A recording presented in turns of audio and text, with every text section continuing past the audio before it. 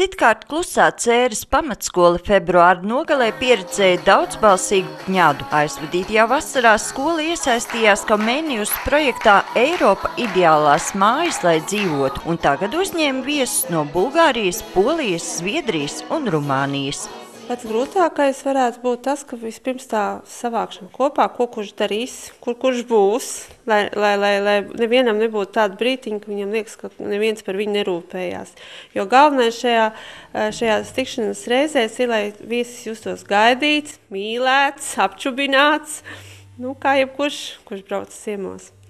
Un pats vieglākais, man ir jāsaka liels paldies mūsu novada cilvēkiem, kas ļoti daudz palīdzēja. Mēs bijām Kandavā un visur mūs sagaidīja ar labiem vārdiem, ar dāvanām mūsu viesiem, izstāstot arī par visu to, kas notiek mūsu novadā. Tiešām liels paldies! Dažādas aktivitātes notika arī skolā. Jaunieši gan zīmēja, gan darināja ziedu kompozīcijas un pat cepa picas. Un, protams, neiztika arī bez muzikāliem sveicieniem.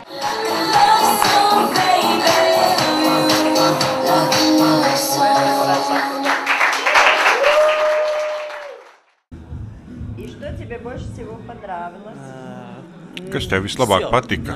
Viss man šeit skolā patika. Rīga patika, Ventspils patika.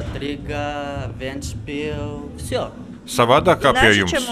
Oi, es vairs negribu atpakaļ uz Bulgāriju.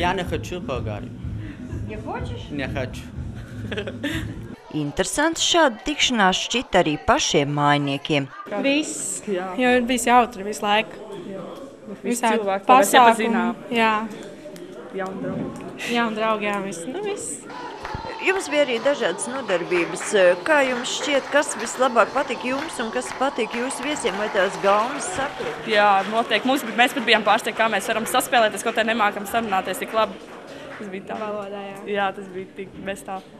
Tas bija ļoti. Viss gāja, spēles nebija tāds, kas kādam nepatīk, vai tāds, viss bija tādi draudzīgi.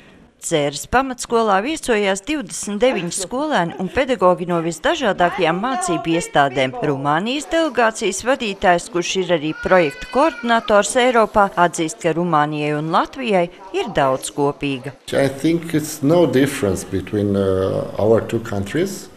They were in the previous regime communist countries. Es domāju, starp mūsu valstīm nav lielas atšķirības. Mēs esam piedzīvojuši komunistiskā režīma laiku, un tagad vēlamies iet Eiropas Savienībā kā līdzvērtīgi partneri pa parādes durvīm.